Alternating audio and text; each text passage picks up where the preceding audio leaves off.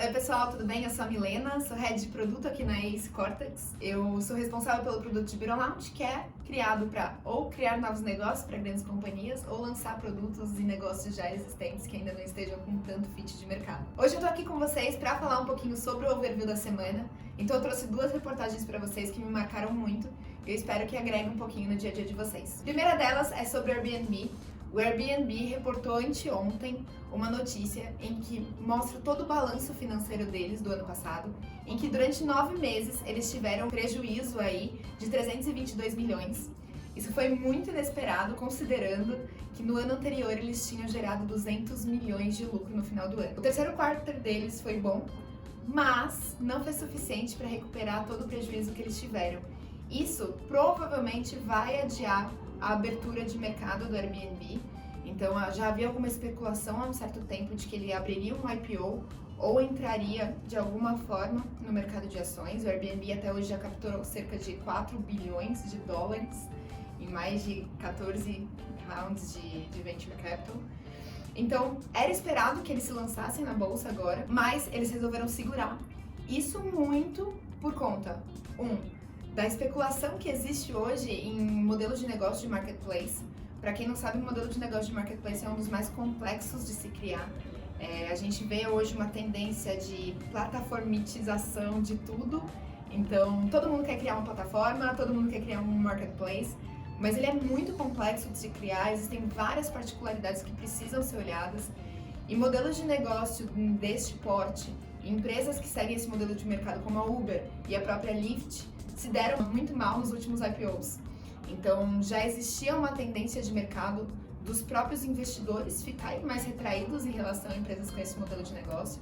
E o Airbnb hoje ele se mostrava como uma das principais apostas para investimento agora em 2020. Isso porque ele é o quarto unicórnio do mundo, então ele é gigantesco, ele depende muito de um sistema de comunidades. O Airbnb criou uma comunidade muito forte, inclusive venture builders como a Hawkers tentaram criar modelos de negócios similares ao Airbnb lá atrás e não conseguiram, muito por conta dessas comunidades que foram criadas, mas ainda existem muitos problemas estruturais.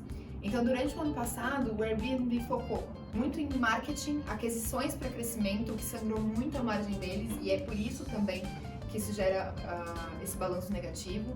Muita insegurança também, porque como é uma plataforma que conecta pontas que não necessariamente o Airbnb controla, existem muitos casos de assalto, casos de inadimplência, de pessoas que não aparecem ou que não dão a chave do imóvel e até mesmo alguns outros casos de assédio que ocorreram durante toda a história aí da plataforma.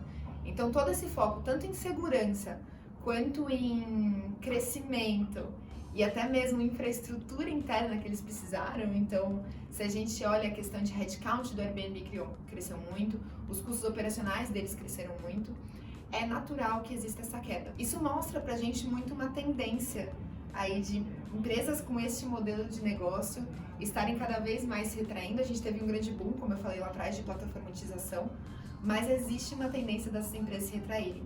Então, essa semana também foi lançada aí uma reportagem sobre o futuro das plataformas, que mostram, que existem plataformas de transação, como o Airbnb, como a gente estava comentando, e plataformas de inovação, que são plataformas que permitem que outras surjam em cima da sua infraestrutura, como, por exemplo, o Watson da IBM.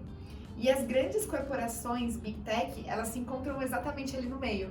Então, tanto tendo a plataforma de transação quanto a plataforma de inovação. E isso se segmenta por Apple, Google, Microsoft, Salesforce, Facebook, Tencent. Então são várias plataformas que hoje elas estão no modelo híbrido e hoje controlam o mercado da tecnologia. E por falar justamente dessas plataformas, nessa semana também a gente teve um período que não foi bom para esses gigantes da tecnologia. Então, a gente teve tanto denúncias de 30 agências sobre práticas não competitivas do Google e até mesmo a FCT, Comissão Federal do Comércio dos Estados Unidos, entrando muito forte aí na análise de aquisições dessas grandes empresas.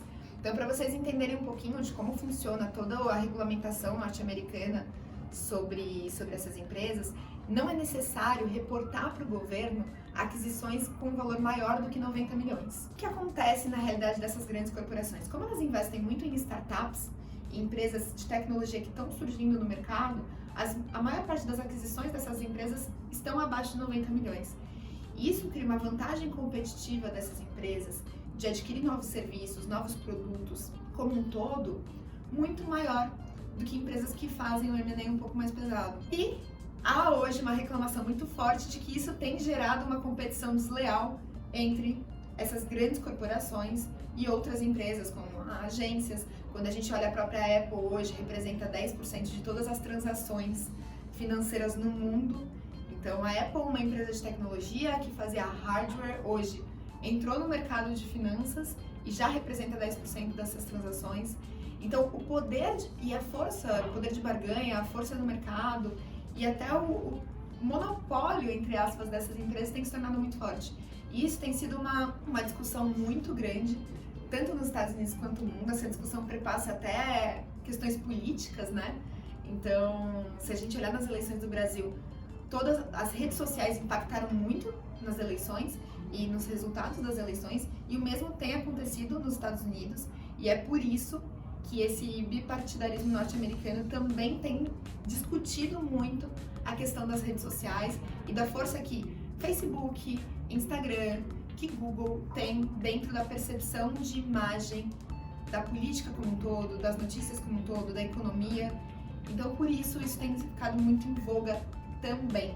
Então, ao invés dos Estados Unidos criarem uma política própria de proteção de dados, eles estão indo atrás dessas grandes companhias de outras formas. Então, tentando quebrar monopólio, dividir, impedir aquisições, de alguma forma proteger o consumidor e proteger o mercado, apesar de ainda não existir nada que comprove que de fato essas ações vão proteger o mercado. Bom, gente, acho que olhando em termos gerais é um pouco disso que eu trouxe para vocês.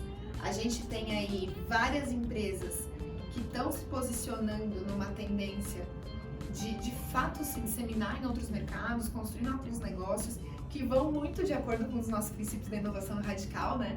Tanto de trabalho com parceiros, mate seu próprio negócio. Então, essas empresas estão indo muito por esse caminho e a gente, como sempre, inovação batendo com a regulamentação.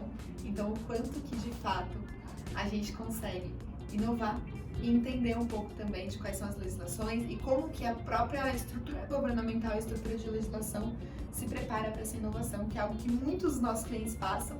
Então, se tem algum cliente aí ouvindo, vocês sabem do que eu tô falando, e com certeza muitas das corporações que querem inovar também. Então é isso, espero que vocês tenham gostado do overview da semana. Contem aí com a gente caso vocês tenham qualquer dúvida. Obrigada. Pessoal, não esquecendo que toda quinta-feira sai o nosso podcast da Growthaholics. Não deixem de assinar. Lá a gente coloca vários conteúdos sobre empreendedorismo, intraempreendedorismo, tendências de mercado, o que está acontecendo no mundo e muito da nossa visão ACE enquanto consultoria de inovação, enquanto fundo de investimentos, do que está acontecendo em inovação no Brasil e no mundo. Então, assinem lá, Growthaholics, a gente conta com a presença de vocês.